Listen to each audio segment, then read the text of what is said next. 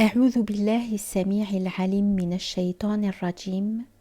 بسم الله الرحمن الرحيم.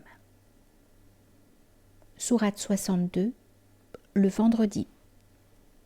Au nom de Dieu, le tout miséricordieux, le très miséricordieux. Tout ce qui se trouve dans les cieux et sur terre proclame sa gloire. Le roi sanctissime, le puissant, le sage. C'est lui qui a envoyé aux illettrés un prophète choisi parmi eux, afin de leur réciter ces versets, de les purifier et de leur enseigner le livre et la sagesse, même s'ils étaient par le passé dans un égarement manifeste. Commentaire. L'illettrisme attribué ici aux Arabes doit être envisagé non pas comme un manque, mais bien comme une vertu.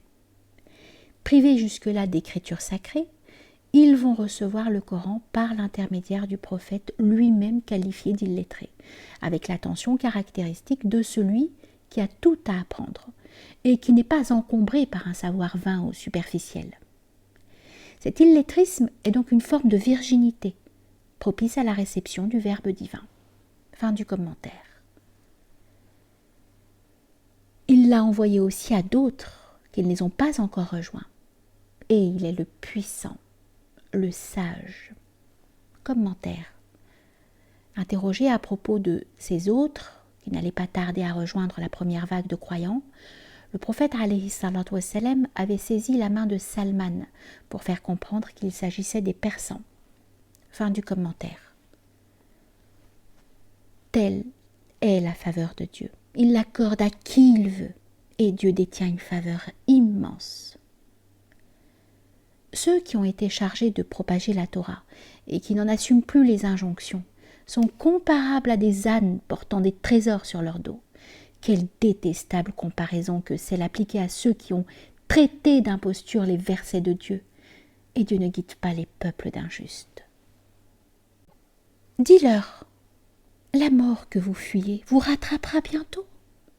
Puis vous serez ramenés vers celui qui a connaissance de ce qui est scellé comme de ce qui est manifesté, et il vous avisera de ce que vous faisiez.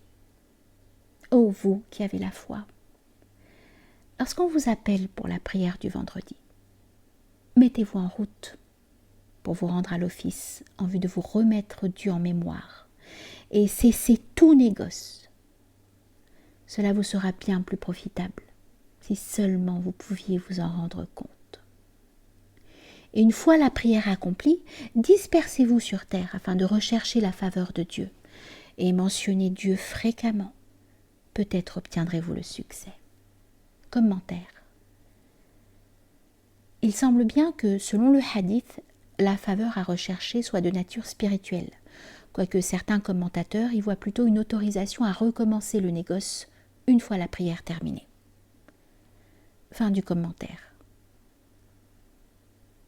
Et lorsqu'ils voient une vente en cours ou un divertissement, ils s'y rendent aussitôt en t'abandonnant debout en prière. Dis-leur, ce qui se trouve auprès de Dieu est préférable au divertissement et au négoce. Et Dieu est le meilleur des pourvoyeurs.